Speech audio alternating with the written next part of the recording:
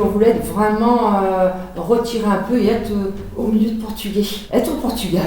Et quand on a vu la maison, l'endroit, c'est la maison qui nous a fait craquer, entre guillemets. Et c'est ça qui est important pour nous. C'est hyper important que notre client, quand il vient nous chercher, qu'il sache ce qu'on fait. Qu'on n'est pas n'importe quelle entreprise, qui seront bien encadrés. Il y a cette sympathie, il y a tout.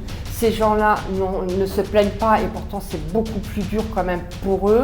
Et quand ils croisent les gens, c'est des embrassades. Waouh! Et ça, vous dites, hey, au départ vous dites, waouh! Mais je préfère être malheureux au Portugal que de devoir revenir en France.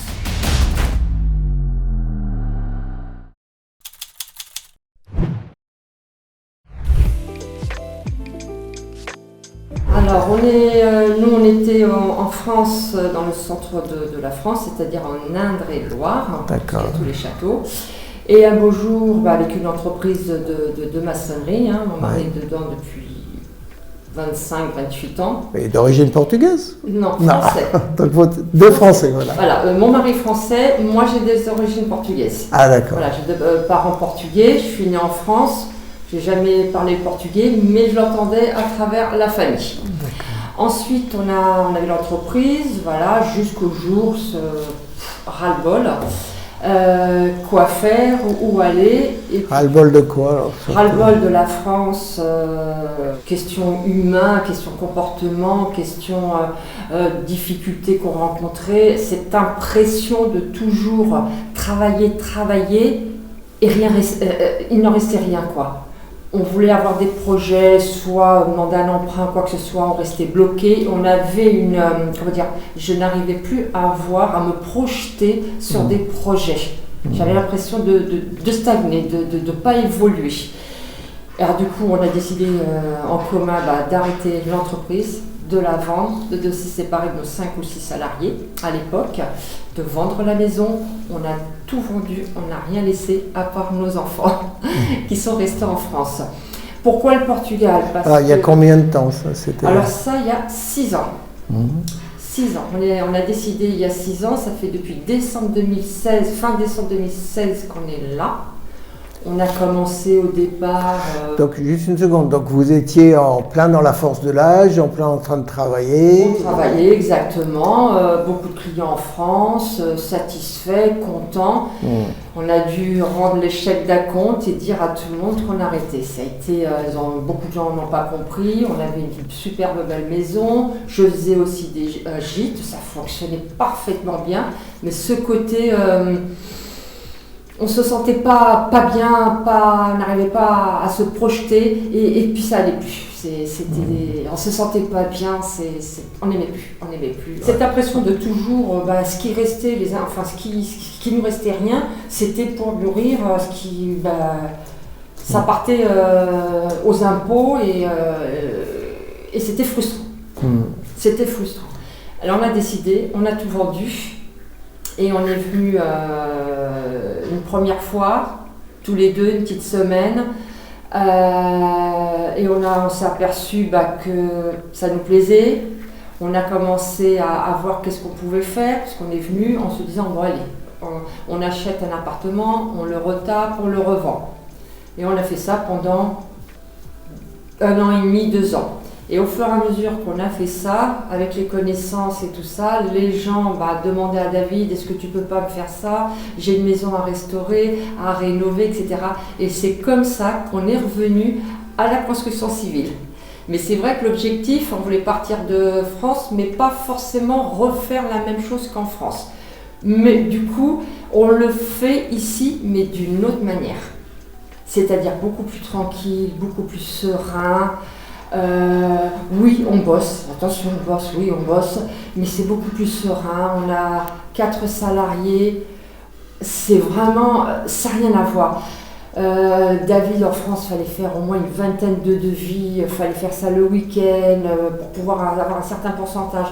Là, non, c'est un client après l'autre. Et le client, il attend. Ça fait que le soir, il n'a pas besoin de courir à aller faire des devis, on n'a pas besoin de passer des week-ends à faire des devis. Et du coup, ça nous permet aussi de faire notre projet qui est la KIN pour un futur à logement local. Est-ce que ça veut dire qu'il y a plus de facilité à travailler ici, en fait?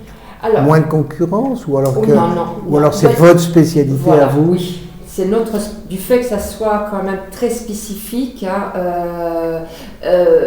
du coup on a moins de concurrence. Parce qu'effectivement, la concurrence dans la construction civile, oui, il y a, il faut être honnête, il y a. Et surtout, les devis, c'est vraiment très, très bas.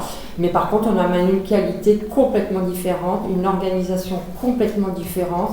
Et le fait qu'on puisse se permettre de prendre un chantier à la fois, ça nous donne, on prend le temps avec le client, on n'est pas tout azimut, mon mari n'est pas en train de gérer 50 millions de chantiers. Et du coup, pour nous personnellement, c'est une façon de travailler pour qu'aussi nous, que ça nous plaise et qu'on est beaucoup plus serein à bosser par rapport à comment on faisait en France. Oui, si vous êtes un constructeur qui prend qu'un chantier en même temps, vous êtes rare ici. Oui, mais c'est parce que, alors c'est vrai que c'est pas évident, hein, faut être honnête aussi, on prend des risques, parce que du fait de prendre un seul chantier, eh ben, on attend, il faut mais le bouche à oreille marche bien. Et vu qu'on sort un peu de ce que les autres, tout le monde fait la même chose, du coup, on a toujours ce volume de travail et qui vient à la suite. Comme là, on a terminé à Charnette de Company, que là, on est en train de faire notre kit. Ça fait 5 mois qu'on a la possibilité aussi de travailler pour nous, qui n'était pas possible en France. Hein, parce qu'avant, vous n'étiez pas ici. Vous n'étiez pas à cet endroit-là. Non. Quand on est arrivé de France, Portugal, on était à Cascais. Voilà. Cascais, on est resté 3 ans, on a essayé de voir si c'était pas forcément c'était pas nous. Ça ne nous ressemblait pas. C'est beau, il n'y a pas de souci, c'est touristique, c'est agréable, on a vu des belles choses, mais à y vivre, c'était pas nous. Et nous, on voulait plus, mon mari habitué à aller être dans la campagne, campagne, et puis on voulait être vraiment retirer un peu et être au milieu de Portugais, être au Portugal. Et pas être à Cascais, on n'avait pas cette impression d'être au Portugal, l'impression d'être en France, pas forcément en France, mais européen, on va dire. Voilà, exactement. Et du coup, ici, les gens, hyper accueillants, adorables, et puis on prend le rythme du Portugal aussi. Sinon, si on ne prend pas le rythme, c'est pour ça qu'on a changé de vie, c'est pour justement, tout en travaillant, être bien. Donc là, vous avez trouvé ça, là, on est dans l'Alentejo, enfin dans le nord de l'Alentejo un petit peu, quoi. Tout à fait. Et comment vous avez trouvé cet endroit-là? Alors on avait plusieurs critères, c'est-à-dire qu'il fallait que ça soit notre maison, il fallait qu'il y ait plusieurs petites maisons pour qu'on puisse faire un futur logement local, et qu'on puisse être là nous aussi. Il fallait qu'il y ait le dépôt de mon mari aussi. Alors il fallait un espace quand même assez grand. Et on a cherché on n'a pas cherché longtemps, hein, mais on s'est décalé un petit peu. Avec nos critères, ça nous a renvoyé ici. Et quand on a vu la maison, l'endroit, un peu sur l'autoroute qui nous emmène rapidement un peu partout, voir Algarve, on en a pour 2 heures, on n'a pas besoin de traverser tout Lisbonne, enfin bon, le côté pratique. Et c'est la maison, quand on a regardé sur Idealist, c'est la maison qui nous a fait craquer, entre guillemets. D'accord, cette maison existait déjà là, celle-là. Elle existait, mais elle est de 30 ans. Bien sûr, l'intérieur, tout a été refait, l'électricité, la plomberie, tout par vous refait. Oui, par vous.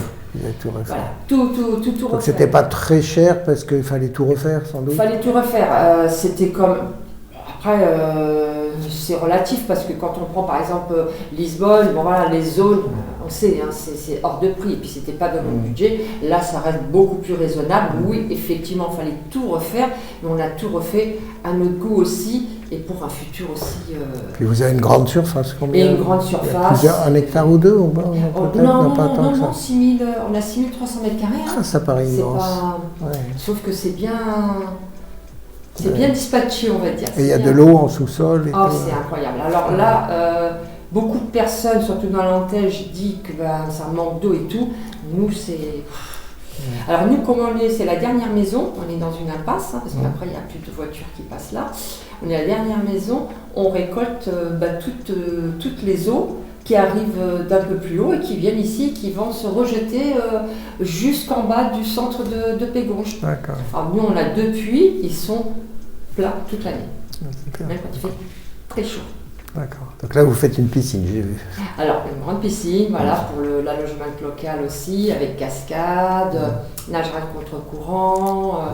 Voilà, le truc très, comment dire, quand les gens vont venir ici, qu'ils se sentent bien, que ça soit le calme, la piscine, ça leur permet de faire des massages avec la cascade, c'est ça. Hein, c'est pas une simple cascade, c'est voilà, on avait déjà ça en France et on l'a un peu répété ici. Et du coup, voilà, que les gens se sentent bien ici. On peut très bien faire des séminaires aussi, d'entreprises, des groupes, des gens qui veulent faire, je sais pas, une séance de yoga. Enfin, c'est pas seulement l'allogement local, il y a possibilité d'autres choses si ça se développe. Et votre spécificité, alors c'est du haut de gamme, qu'est-ce que c'est alors c'est du haut de gamme. Alors notre publicité c'est du haut de gamme. Nos clients, c'est vrai que pour l'instant, c'est des Français. Là, notre référence Charnette Decapalic, effectivement, là, on va travailler prochainement, l'année prochaine, parce que notre planning, pour l'instant, on peut prendre qu'à partir de janvier 2024. On n'a aucune disponibilité avant. Et notre client qui a vu le chantier de Charnec, a vu le travail, a vu le client, et c'est ça qui est important pour nous. C'est hyper important que notre client, quand il vient nous chercher, qu'il sache ce qu'on fait, qu'on n'est pas n'importe quelle entreprise, qui seront bien encadrés, parce qu'en plus mon mari coordonne tous les corps d'État, c'est-à-dire que lui, on a des partenaires, électricité, les poseurs de fenêtres, le menuisier, et tout le reste c'est mon mari qui fait. C'est pas que de la maçonnerie, il va faire la plomberie, voilà. Pourquoi on fait ça? Pour éviter trop d'intervenants. Les intervenants, si vous les prenez de l'extérieur et qu'il n'y a pas cette confiance et puis qu'ils ne vous suivent pas, on court toujours après, oui je viens, ça retarde le chantier et nous c'est pas possible. Ouais. Il y a une organisation et on essaie de s'y tenir. Et après tout ce qui est un peu technique, parce que bon, bien souvent, là le chantier de Charnec, le client ne l'aurait pas donné à n'importe qui. Il nous a connus par l'intermédiaire de l'autre chantier qu'on avait fait avant. Parce que c'est des parties techniques, ils voulaient faire des combles aménageables là-haut, et la maison était déjà en Aslève. Aslève, c'est en acier. C'est une maison qui a plus de 40 ans, et ça se faisait déjà ça a des années. Et il fallait refaire la même chose, alors il fallait tout restructurer la maison en bas pour consolider, pour qu'elle puisse recevoir les combles aménageables. C'est parce que les gens, il y a cette sympathie, il y a tout. Ces gens-là ne se plaignent pas, et pourtant c'est beaucoup plus dur quand même pour eux. Se plaignent pas, ça va toujours bien. Quand vous voyez par exemple le président qui se déplace, on n'a pas cette sensation comme en France à se dire punaise, nos impôts ça va là, ça va là, ça va là. Ils sont même pas capables de faire des économies, et nous qui sommes en train de toujours payer pour les autres. Que là, on n'a pas cette sensation-là. Vous voyez, comment il s'appelle, Marcelo, qui se trimballe dans sa petite voiture, il habite à Cache-Cache, il y a une fois, il avait été interviewé, il rentre dans son garage tout simple, tu soulèves, c'est même pas électrique, tu soulèves la truc, et moi je suis restée, waouh, qui se déplace dans ce fameux village, là où il y a eu, en 2017, qu'il y a eu le grand feu, là, et qu'après tout ça, qu'il a été avec son Bermuda, qu'il est parti avec son petit-fils et qu'il nous montre qu'il est en train de se baigner, revenez parce qu'il faut aider les gens qui sont là, il n'y a pas de danger, tout. Et là, et quand il croise les gens, c'est des embrassades. Waouh! Et ça, vous dites, au départ, vous dites, waouh! Ah ouais, c'est. Et tout ça, vous. Et sans garde du corps. Et sans garde du corps, et sans chichi, et sans ceci, mais quelqu'un de simple, sans... Et là, vous dites, ah là là, mais chez nous, mais qu'est-ce qu'ils se prennent? Mais ils nous prennent pour qui? Mais des vaches à lait! Des vaches à lait, on est juste là pour payer. Eh bien, écoute, on va tout vendre et on va se barrer ailleurs. Et on va gérer notre propre argent et gérer notre petite vie et faire au plus simple. Après, effectivement, ça se répercute sur toute la population qui est agressif, le regard des autres, des petits détails par exemple que ma fille, là je parle par rapport à une jeune qui va à la plage, qui a plus ce regard, c'est ce qu'elle me disait, tu vas à la plage, tu es en bikini, tu regardes en France, t'as tout le monde qui te regarde. Et ce côté un peu comme ça, accueillant des gens qui sans demander quelque chose en échange. Elle a 28 ans maintenant, elle arrive à 23 ans, elle me dit « mais jamais de la vie je retournerai en France ». Moi, j'ai des amis qui me posent la question, mais ce n'est pas possible. Aujourd'hui, elle est avec un Portugais, elle est en train de créer son entreprise. Elle me dit oui, c'est dur, parce que bon, comme tous, on a tous une entreprise, au départ c'est un peu dur, il faut trouver l'équilibre. Mais elle est heureuse, elle est bien, elle a tout, elle va à Lisbonne, elle habite à Lisbonne, il y a tout.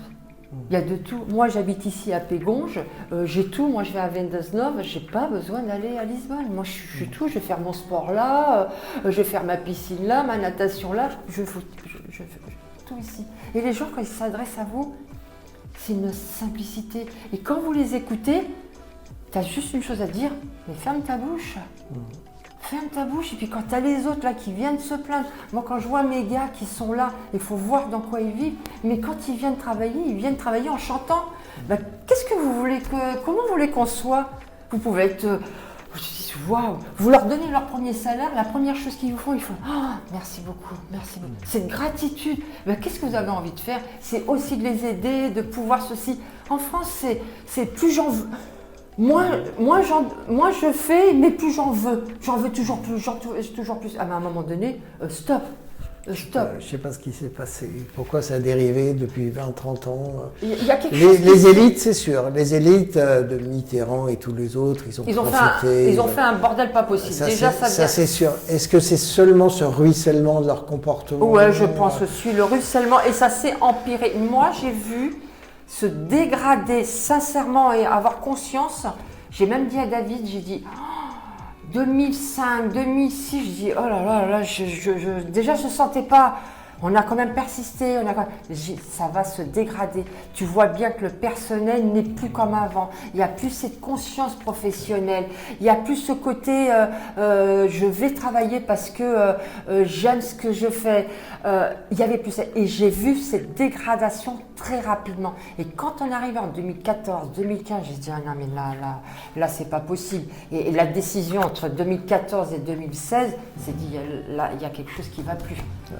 Alors qu'est-ce qu'on fait? On s'obstine et on galère et on continue à rester là et on passe toute notre vie à une vie de merde. Non, stop. Mon mari qui s'esquintait la santé et tout, non, stop. C'est pas ça la vie, c'est pas ça. Il y a d'autres choses. Alors oui, quand on a pris les décisions de venir ici, je ne cache pas qu'il y a eu un peu cette peur, mais tout de suite elle s'est effacée. Pourquoi? J'ai dit à David, c'est pas possible chérie, ça peut pas être pire qu'en France. Ça sera pas pire. Ça sera peut-être un peu dur, mais ça peut pas être pire. Tu vas voir que ça sera beaucoup mieux. Et là, aujourd'hui, il me dit, mais merci ma chérie de la décision que tu as prise, mais tu as bien fait. Et la dernière fois, quand il a discuté avec sa mère, mais tu as l'intention quand même de revenir en France, que sa mère lui demande. Ah ben il a été honnête, il lui a dit, écoute, ça va pas te faire plaisir ce que je vais te dire, mais je préfère être malheureux au Portugal que de devoir revenir en France. Préfère être malheureux ici, par exemple, je sais pas, on n'aurait pas pu réussir, ah ben c'est pas grave, on s'achète une petite baraquine, une petite baraque, mais on reste ici, ce n'est pas grave, il est hors de question de retourner en France, il est hors de question. Pour quoi qu'il arrive, même si on se serait planté, bien sûr qu'on n'est pas à l'abri, mais on fait attention, on est des gens raisonnables, on ne va pas exagérer dans nos dépenses, et ça se passera très bien, et ça se passe très bien, et même si ça ne devait pas se passer bien, non. Mais la santé, je veux dire, vous allez à l'hôpital, vous vous faites soigner, c'est pareil qu'en France. Oui, des fois, vous allez attendre 1 heure, 2 heures, 3 heures, les urgences. En France, vous y attendez aussi peut-être plus longtemps. Ça fait longtemps que je ne suis pas allée, mais les échos que j'entends, quand j'entends mon fils qui me dit j'ai un ami qui s'est fait opérer du genou gauche au lieu du genou droit. Pardon? C'est une blague, tu t'exagères là.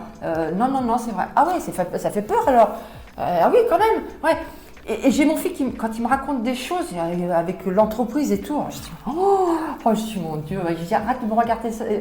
C'est-à-dire que je ne veux plus qu'on me parle de la France sur des côtés négatifs parce que j'en ai pas besoin. Et ça me fait monter en pression. Et j'en ai pas besoin, j'en veux pas, je suis ici maintenant, je veux pas savoir. Chacun prenez vos propres décisions. Si vous n'êtes pas bien, partez. Oui, pourquoi ils partent pas? Pourquoi ils partent pas? La peur? Bien sûr, moi, je suis arrivée ici, qu'est-ce qu'on fait? Bon, on va commencer à acheter un appartement, on va le retaper nous-mêmes. Et puis, il y a des choses qui se font au fur et à mesure. Faut être ouvert, faut accepter de... Tu rentres dans un autre pays, tu t'adaptes au pays. Point barre, c'est pas comme chez nous, certains étrangers vont pas s'adapter à la France. Aujourd'hui, ça va, déjà, c'est déjà plus la France, demain, ça sera encore moins la France, on le sait, hein. Ça sera plus la France. Hein. Bon, moi, quand je viens ici, je suis désolée, je m'adapte au pays. Oui, il y a des choses, je suis pas là, dire oui, mais en France, c'était comme ça. Oui, je m'en fous. T'es plus en France, t'es au Portugal, et tu fais avec le Portugal. La santé... le gynécologue ou faire un examen un peu plus spécifique, il n'y a pas besoin de 6 mois. Il n'y a pas besoin de 6 mois. Mon fils a besoin, l'ophtalmo, n'en parlez pas si vous n'êtes pas client, vous êtes foutu quoi. Il avait du mal à trouver. Mon fils a besoin de se soigner les dents, c'est ce qu'il me disait. Je ne trouve pas de dentiste. En France? En France. Il ne trouve pas de dentiste. Il me dit, vous êtes client? Non, je ne suis pas client. Non. Jusqu'à l'âge de 18-20 ans, je l'entendais parler. Après, effectivement, marié à un Français, du coup, j'entendais plus parler. Et puis là, j'entendais plus parler jusqu'avant que j'arrive au Portugal. Alors, mais pendant mon enfance, je l'ai entendu parler. Et quand je suis arrivée ici, et je ne faisais pas de phrases, hein, je savais comment on disait cuillère, du pain, des petits mots comme ça. Et quand je suis arrivée ici, en ouvrant l'entreprise, contacte les banques, les avocats, c'est quelque chose déjà... Et là, je me suis dit, oh là là. Alors du coup, ce qu'on a fait, j'étais à l'école, enfin, un cours particulier, pendant 2 mois. Elle m'a, fait un test. Elle a dit, elle a bien vu que j'étais quand même à un niveau un peu plus élevé, niveau 2 on va dire, et mon problème c'était la conjugaison. Et oui, moi je ne savais pas qu'au Portugal par contre, je ne savais pas qu'il y avait autant de conjugaison, on va dire comme en France quoi. Et je me suis rendu compte à ce moment-là. Alors j'ai fait 2 mois comme ça de cours, et puis après sur le terrain. C'est sur le terrain, il n'y a pas de pièce à y mettre. C'est sur le terrain. Mon mari, par exemple, c'est pareil, il a fait quelques cours, ça l'a aidé, mais lui, c'était plus sur le terrain. Aujourd'hui, il va parler français, portugais, mais tout le monde l'adore, le respecte, parce qu'en plus de ça, waouh! Alors là, il est respecté, vous ne pouvez même pas imaginer par les Portugais, par sa façon d'être, parce que c'est un Français, il est là, avec les affaires comme vous venez de voir, il va au restaurant. Ils savent qu'il est dans la construction civile, ils sont étonnés quoi. Ah ouais, un Français, puis vous êtes là sur le terrain. Alors là, ils sont estomaqués quoi. Et du coup, il a un respect, mais même avec les fournisseurs et tout, mais un truc incroyable. Et comme ils s'aperçoivent qu'il a une grande connaissance, même avec des fournisseurs qu'il fallait souder des choses quand il arrive là-bas, ils ne savent pas. Parce qu'il demande tellement des choses à chaque fois compliquées. Je vous dis, c'est des trucs vraiment à chaque fois compliqués. Et il se met devant la machine et il dit tu fais comme ça, tu fais comme ça, tu fais comme ça. Et là, le fournisseur il regarde, Malade David, waouh, bravo. Et là, du coup, ce respect, lui, il l'a eu très rapidement. Parce que c'est quelqu'un de simple et ça passe bien. Et le français, quand il arrive, s'il ne prend pas une simplicité et qu'il prend le portugais de haut, non, tu joues pas à ça parce que le portugais est gentil, très gentil, ne dira rien, hein, mais ça fait mal parce que du coup c'est entre portugais qu'on va se dire. Mais gentiment, tu vois, ils vont dire les choses gentiment en disant le français. En France, on avait un gros problème, c'était la production avec les salariés et on gérait plus les problèmes. Voilà. Des très bons clients, mais gros problème avec les salariés. D'accord. Et comme vu le nombre de salariés, il était obligé d'avoir 2-3 chantiers à la fois, même si on avait des chefs d'équipe, cette production n'était pas là. Et du coup, on se trouvait, pris à la gorge du fait de ne pas avoir cette production-là et qui ne nous permettait pas, avec les charges et tout ça, de gagner ce qu'il faut pour pouvoir bien vivre. D'accord. Mais si par exemple vous aviez fait en France ce que vous faites maintenant, c'est-à-dire seulement un chantier, seulement en étant cher, seulement en travaillant vous-même? Ça n'aurait pas été possible, ça? Je ne sais pas si ça aurait été possible, puisqu'on n'était pas forcément dans cette ambiance-là et dans cette idée-là. On n'y avait pas forcément pensé. Bon, après, on n'en faisait pas beaucoup des chantiers. C'était, allez, je dis 3, c'est parce que soit il y en avait un à côté, mais souvent c'était 2. Hein. C'était pas une cavalerie. Il n'y en a jamais eu, 15-20 salariés. On a toujours tourné le max 8 salariés. Mais ça, déjà, comme on dit, il faut en faire du devis. C'est ça, plus vous avez de salariés, c'est soit qu'on arrive à équilibrer. Mais le problème à équilibrer en France, il fallait avoir plus de salariés. Plus de salariés parce que c'était pas... Donc plus de charges, plus de ceci, plus de cela et tout quoi. C'est ça. Mais ici, alors avec les taxes et les alors, bien sûr qu'il y a des charges. Alors, elles ne sont pas comparatives par rapport en France, mais on n'a pas la même... c'est pas la même chose qu'en France. On peut pas comparer. Il y a quand même les impôts, bien sûr, hein, qui sont là, les charges des salariés. La chose qui change, sincèrement, c'est que...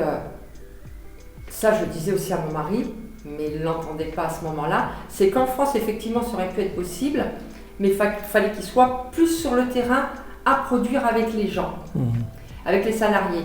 Mais comme il avait un peu plus de salariés, il ne pouvait pas trop se permettre d'être toute la journée sur le terrain. Fallait faire sa partie commerciale. Que ici, la différence, il est sur le terrain, et là où on arrive à gagner, c'est parce qu'il a une production différente de ce qu'il y avait en France et que c'était légal. Si aujourd'hui, on augmentait nos salariés et que lui ne pouvait pas être autant sur le terrain, on retrouve la même chose. C'est quasi sûr et je ne le tenterai pas.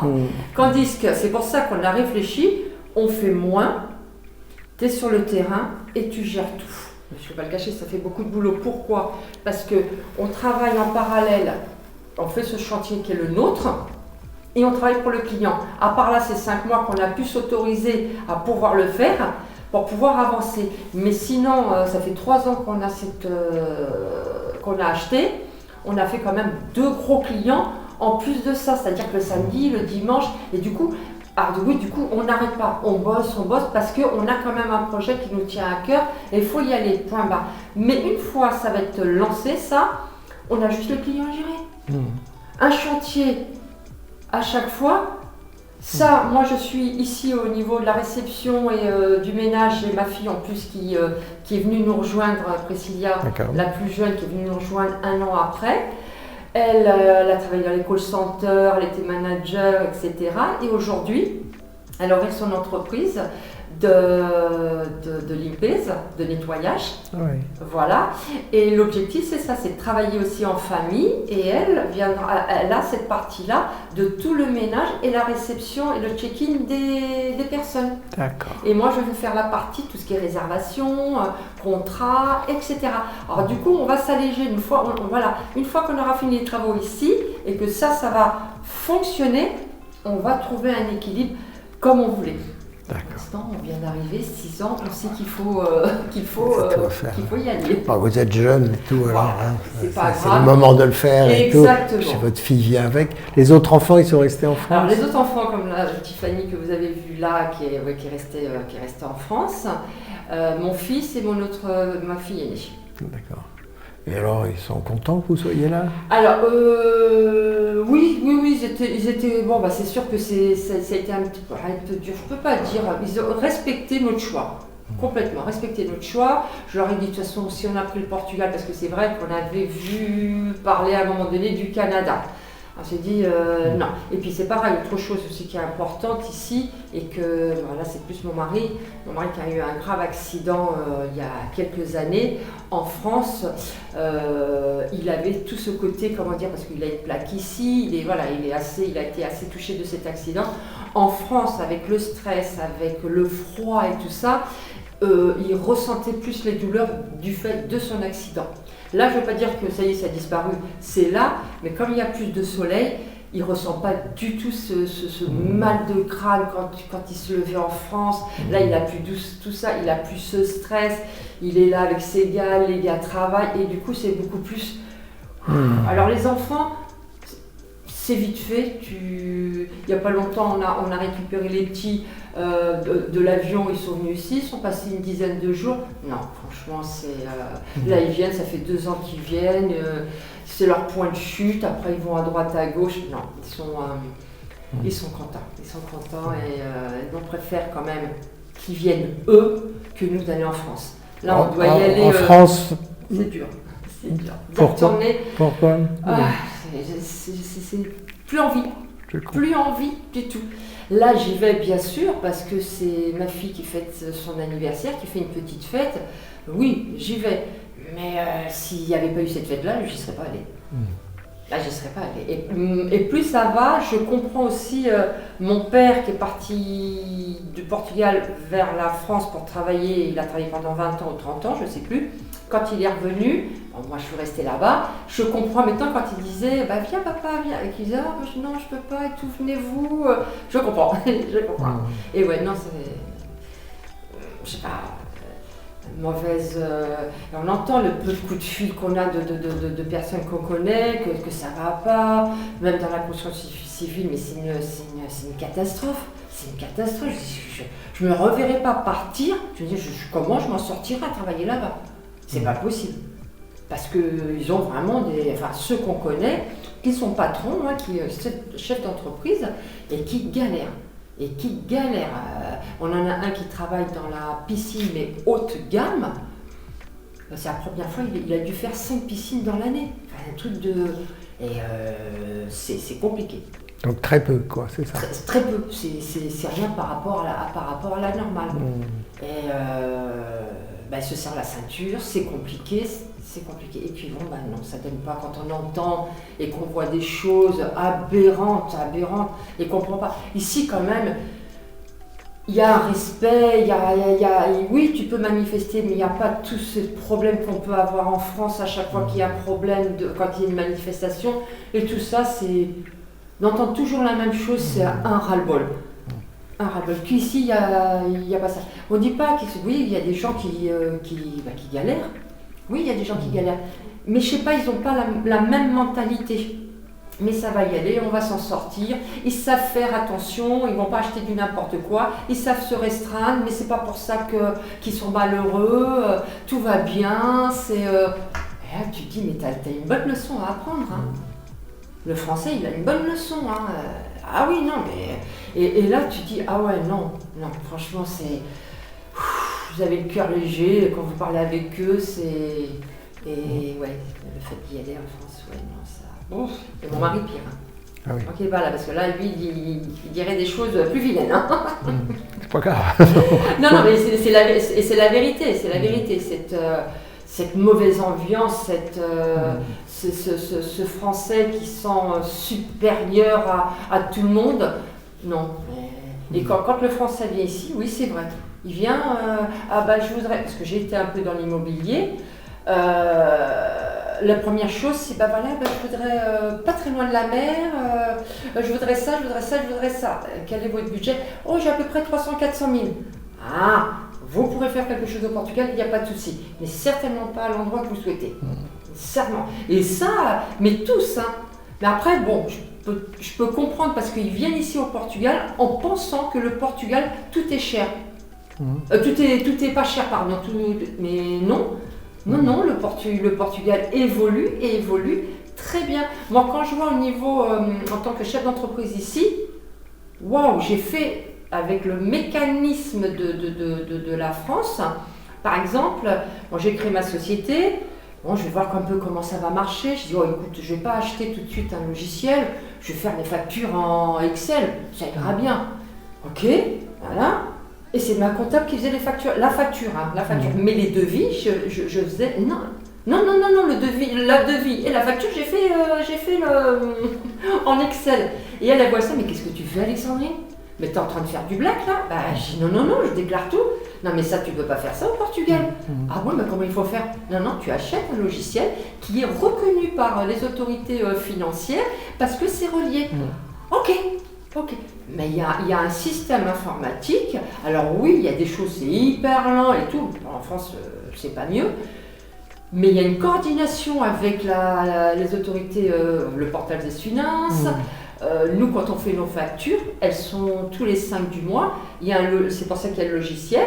Elles sont tout de suite transférées au portail d'essuie-glace.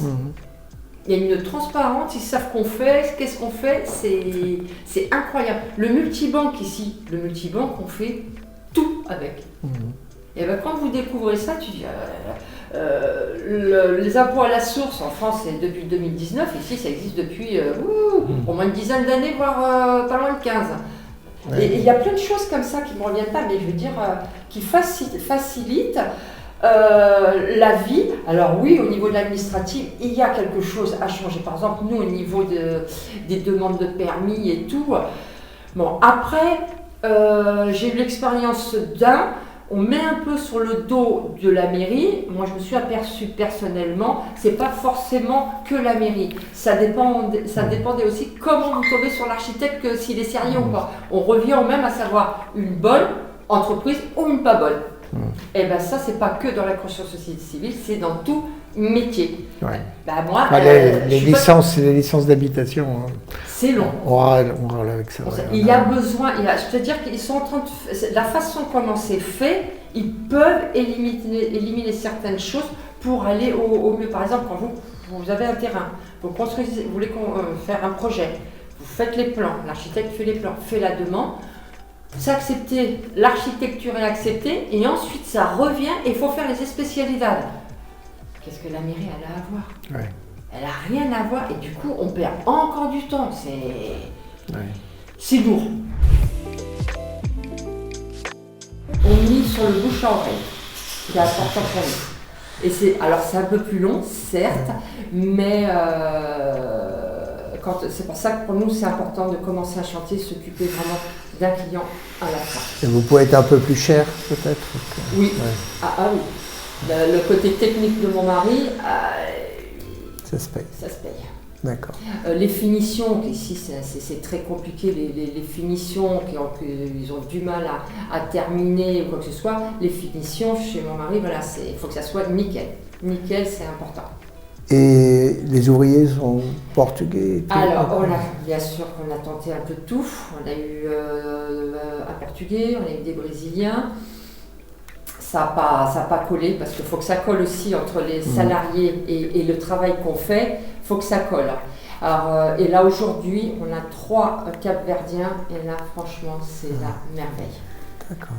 Ah ouais, et chaque fois on le dit, on est honnête, quand ça va pas, on n'a pas des bons salariés, qu'on est obligé, comme beaucoup d'entreprises, malheureusement, c'est pas évident, mais pour l'instant je touche du bois. On a 3 jeunes qui conforment, bien sûr, ils sont formés, et croyez-moi que c'est pas facile pour eux parce qu'ils sont pas en train d'apprendre un seul métier, ils sont en train d'en apprendre plusieurs à la fois. Alors c'est très varié, ils vont faire de tout dans le sein de l'entreprise, ils vont faire de tout. Ils ne sont pas là qu'à monter des parpaings à longueur de journée, ou à faire du béton. Non, ils font de tout. Mon mari va faire de la soudure, on fait vraiment à la demande du client. D'accord, super. C'est pour ça que le planning, nous, il est assez loin, et ce client que je vous parle, qui a vu les travaux de Charnec de notre client Henri, eh bien, il a vu le travail, on est retourné ensemble, il sait parfaitement, et il a été clair, vous êtes très cher. Vous êtes cher. Je déclare tout, moi.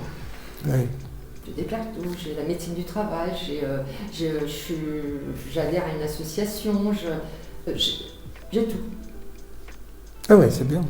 Après, voilà, nous, après ça apprend où à laisser. C'est aussi direct que ça. Et ça, on ne changera pas, et on ne viendra pas. Parce qu'on pourrait effectivement avoir beaucoup plus de boulot, ça, mais combien de fois qu'on en a refusé. Mais le truc, on sent bien le piège et on ne veut pas retourner dans ce piège-là en se disant, si tu as plus de travail, tu as 2-3 chantiers, tu es obligé d'avoir plus de gars et tu vas courir dans tous les sens. Et mon mari n'a pas cette confiance-là, il ne peut pas. Lui, il est sur le terrain et il exécute avec ses gars. Ah ouais, non, ça se paye.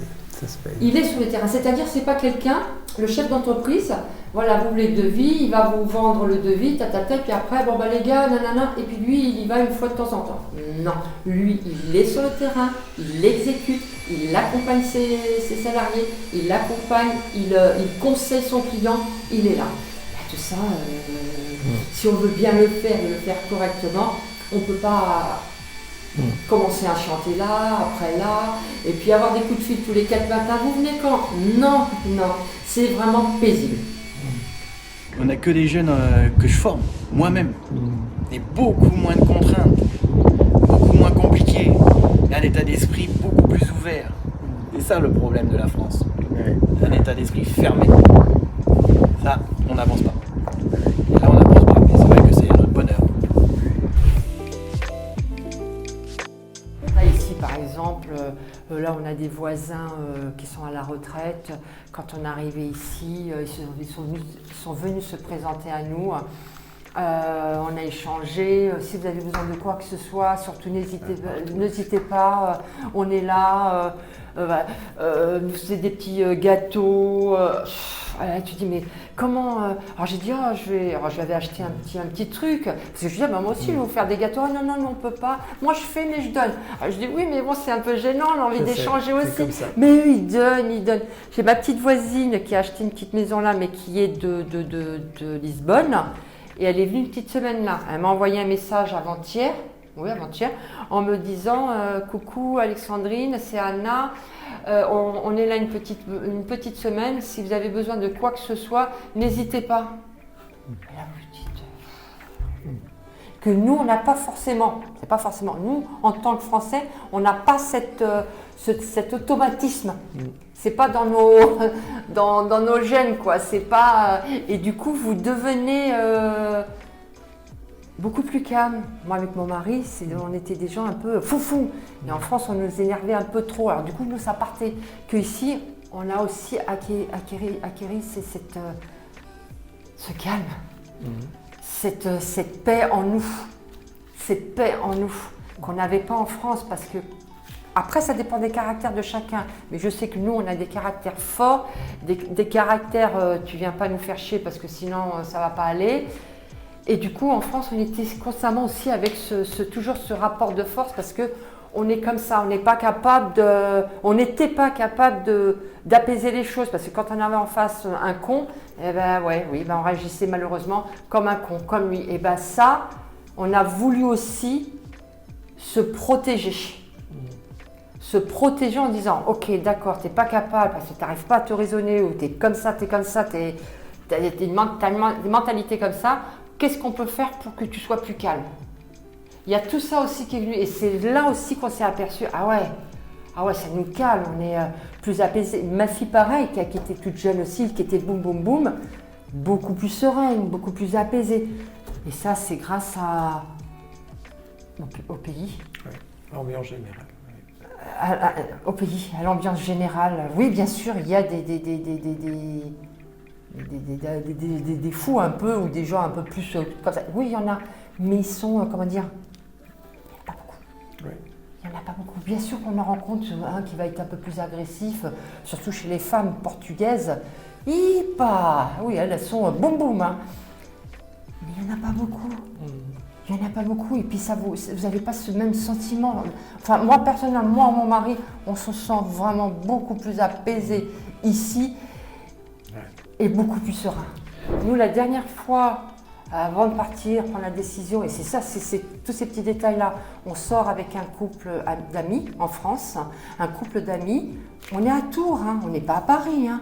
C'est ça que je me rends compte, c'est que maintenant, c'est par toute la France. Là, on était à Tours, on sort faire un restaurant, un petit billard, on sort du billard, il devait être minuit, c'est pas non plus 3h, 4h du matin, et deux jeunes qui viennent te réclamer une cigarette et que tu dis non.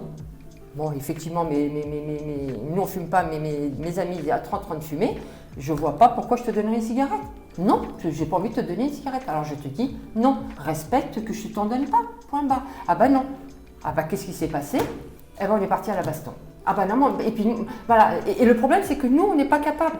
On n'est pas capable d'apaiser les choses. Parce que quand on voit des énergumènes comme ça, c'est boum boum boum. Parce que j'accepte pas, je me suis jamais laissé faire moi en tant que jeune en France, parce que j'ai vécu dans des milieux avec beaucoup d'Algériens, beaucoup de ceci. Il a fallu tout le temps être sur la défensive et être la première à cogner. Alors du coup, j'ai toujours été vécu dans ces zones, parce que mes parents, quand ils sont partis du Portugal, c'est certainement pas comme nous, Français, qui arrivons au Portugal et qu'on a quand même une vie sympathique par rapport à mes parents qui sont allés au Portugal, qui ont été vécus dans des bidonvilles. Ça n'a rien à voir la vie. J'ai vu les photos, ouais. On est bien d'accord. Je veux dire que mes parents, quand ils sont partis là-bas, c'est pas la même vie. Et que, effectivement, parler pas français, savait pas écrire portugais ni français d'ailleurs. Et on a vécu forcément dans des zones pas très sympathiques. Et moi, du coup, j'ai toujours eu ce côté. Et j'avais peur aussi, le fait que la France se dégrade de plus en plus, connaissant ma personne, comment je suis, fallait que je me sauve. Et mon mari aussi, fallait qu'on se sauve. J'habitais en région parisienne, j'ai fait une première chose il y a 20 ans, je suis partie à Tours. Pourquoi ? Pour sauver ma famille. Parce que c'est pas possible, je me connais. Alors j'ai dégagé de là et j'étais à Tours. C'était beaucoup plus calme il y a 20 ans à Tours. Aujourd'hui, c'est pas du tout le cas. Et là, je dis non, il faut partir, il faut que je me protège, il faut que je continue à vivre paisiblement. Et là, c'est pas possible. Il y a eu cette décision-là à cause de ça aussi, pour se protéger et d'avoir une vie meilleure. Et on l'a. C'est quand même quelque chose d'extraordinaire, parce que parfois des gens me disent, bon, oui, ça me fait chier la France, il y a ci, il y a ça et tout, mais bon, au Portugal, c'est quand même l'Europe, alors de toute manière, toutes les conneries européennes vont me rattraper, le vaccin, ils ont vacciné aussi, et tout le truc, et tout. Et en fait, non. Cette culture est ancrée, il y a des siècles. Il y a des siècles, c'est pas d'aujourd'hui. Et ça va.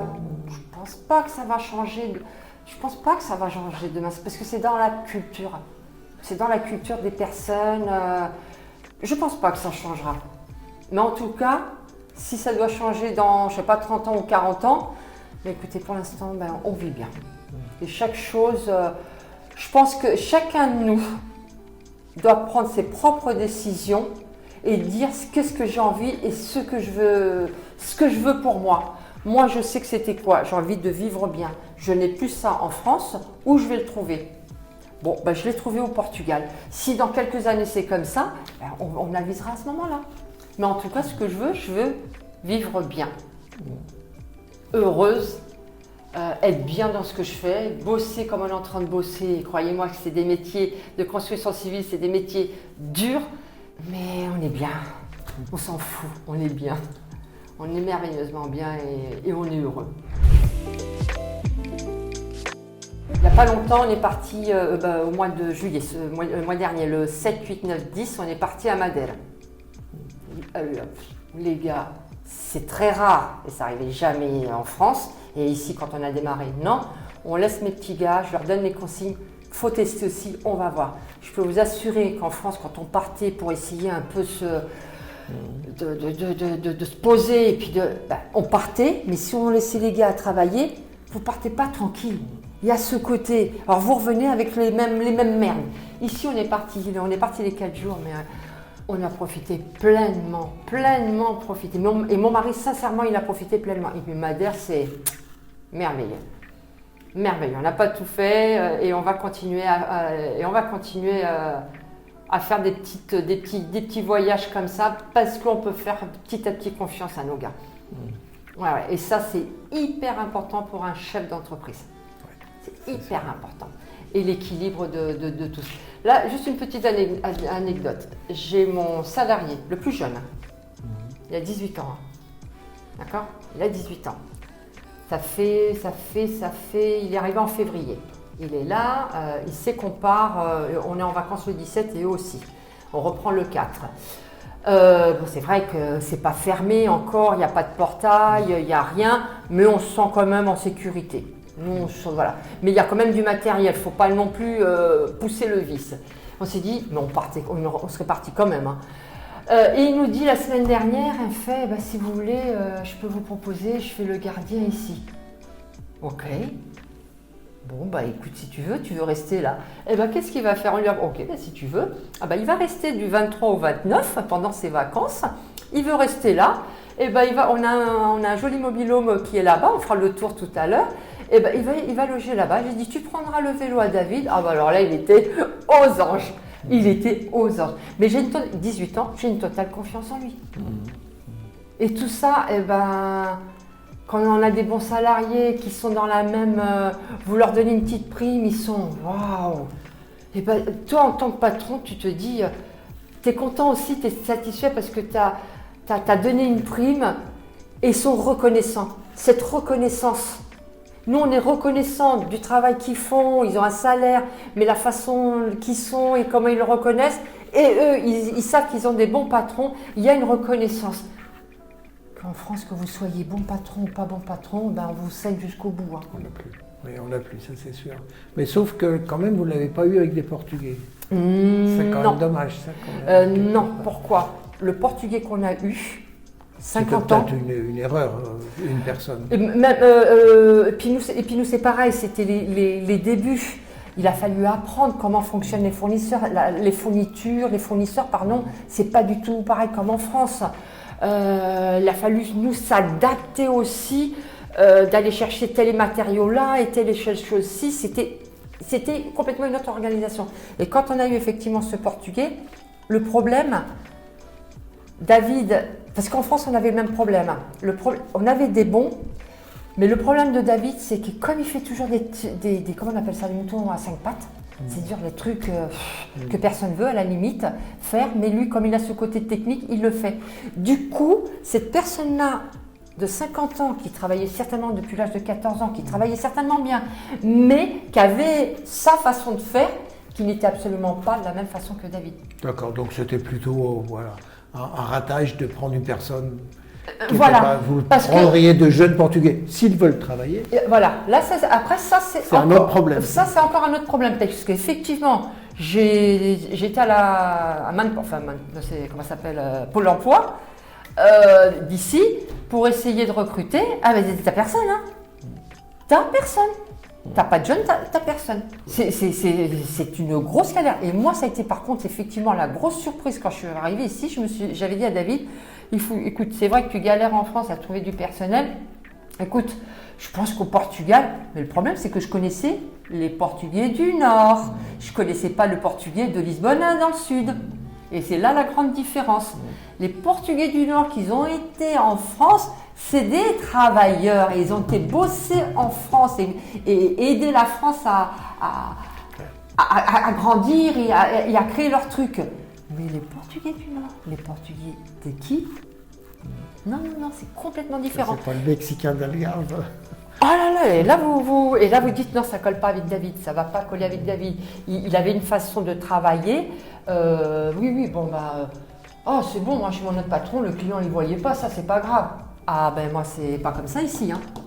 Moi mon client, il doit être satisfait. Et moi, quand je vois ton travail, je ne peux pas être satisfaite. Alors, si je ne suis pas satisfait, mon client ne le sera pas. Moi, ce n'est pas possible. Et je ne suis pas là à recommencer le travail.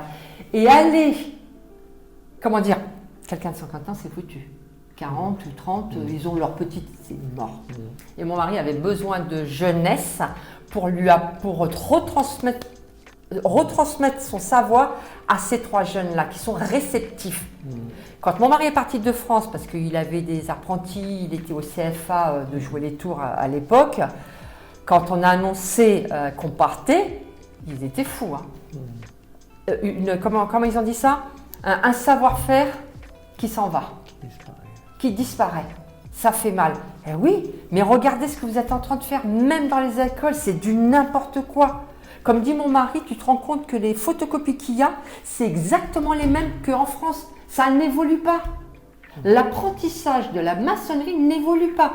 À moins que depuis 6 ans, elle a évolué. Là, je ne peux pas dire. Mais en tout cas, avant que nous, on parte, elle n'évolue pas. Comment? C'est-à-dire que le bâtiment en France commençait à évoluer, mais les écoles n'évoluent pas.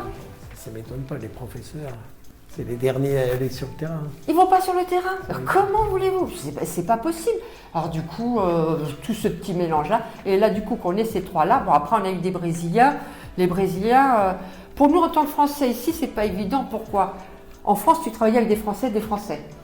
Ici, tu travailles avec tout étranger. Il peut y avoir l'ukrainien, bulgare, et puis il y avait la langue. Mon mari, attention, il faut savoir une chose, c'est que le portugais, oui, mais si par exemple il y avait le brésilien, bon le brésilien encore ça va, ça restait un peu, voilà, mais c'est pas complètement portugais non plus. Hein.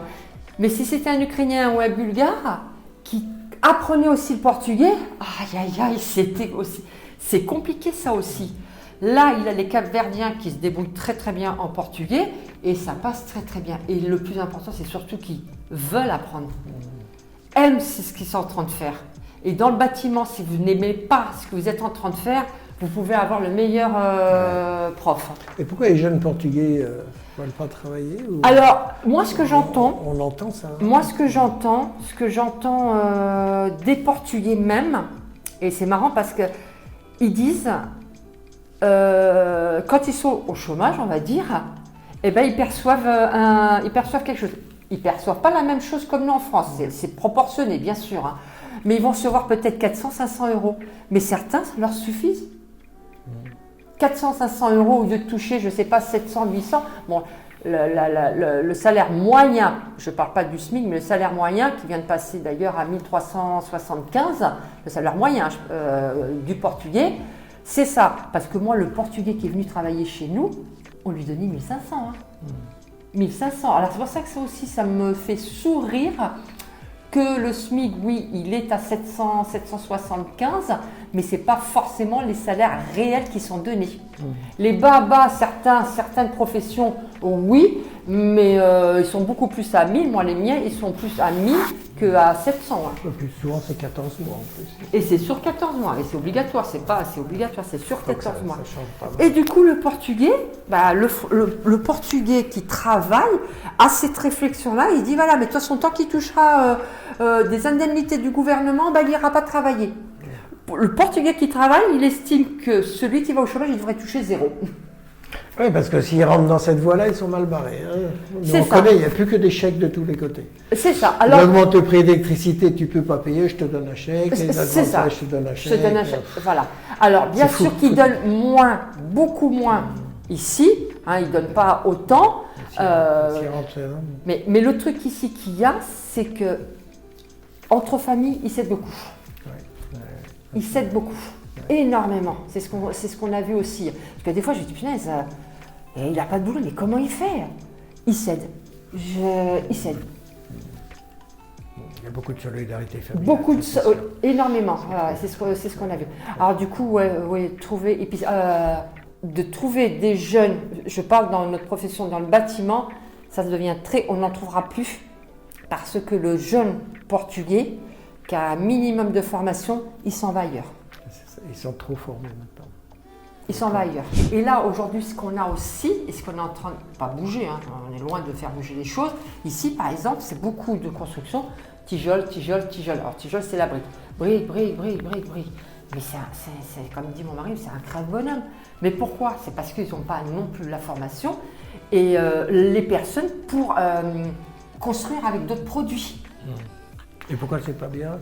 Eh ben, je sais pas. Vous montez une maison pour quelqu'un qui la fabrique. Vous montez une maison en tijole, en brique. Tout ce qui est prise, il faut faire tout ce qui est les rainures, voilà. Ça fait beaucoup de gravats. C'est pas bon pour la planète. Il y a plein de choses qui fait que il y a beaucoup de coffrage à faire, il y a beaucoup de manutention. Voilà, énormément de manutention de la façon comme ils construisent, parce qu'ils ne vont pas sur autre chose. Mon mari, voilà, il va faire le bois, il va faire les maisons en acier, d'autres produits qui se font de façon que ça soit aussi pour eux, que le métier soit moins pénible.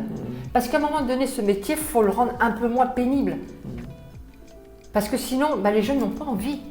Qu'il soit portugais ou qu'il soit autre, il n'a pas envie. Ici, où le portugais qui est dans le bâtiment, c'est celui qui est ingénieur. Il est ingénieur. Là, oui, ils sont tous portugais. Il est là, chef, et qu'est-ce que vous voyez? Ça va être des Congolais, Mozambique, ça va être que ces étrangers-là qui sont là avec l'appel. Ouais. Que nous, par exemple, le fait que mon mari sache conduire une mini-pelle et tous ces engins-là, quand on a un travail chez un client qui nous donne la possibilité au niveau accessibilité pour rentrer des machines, il est hors de question de faire une tranchée à la main ou de demander à nos gars faites la tranchée à la main. Mais ça va pas. Non. Alors, le client, s'il trouve trop cher, eh ben c'est pas grave, on ne fait pas. Mais il est hors de question de travailler des trucs à la main. Surtout qu'aujourd'hui, on a la possibilité d'avoir des mini-pelles qui facilitent et puis qui est plus rapide dans le travail, moins de pénibilité. Et dès qu'on peut, que ça soit sur, quelle que soit la pénibilité, dès qu'il y a possibilité de mettre une machine, on met une machine. Que le portugais va plus prendre l'humain, qui n'est pas déclaré, qui va être à 40 ou 50 € la journée, et il va en prendre 3, 4, 5 à faire la tranchée. Alors oui, ça va lui faire moins cher, parce qu'il va effectivement débourser en espèces, mais il va recevoir du client la totalité, il va avoir moins d'impôts forcément, parce que ces gens-là, il les aura payés au black. Que nous, on a la location de la machine, le carburant de la machine, oui, ça va plus rapide, mais c'est un coût supérieur. Mais parce qu'on veut retirer la pénibilité. Faire un métier qui devienne agréable aussi. Qui devienne un minimum agréable, voilà.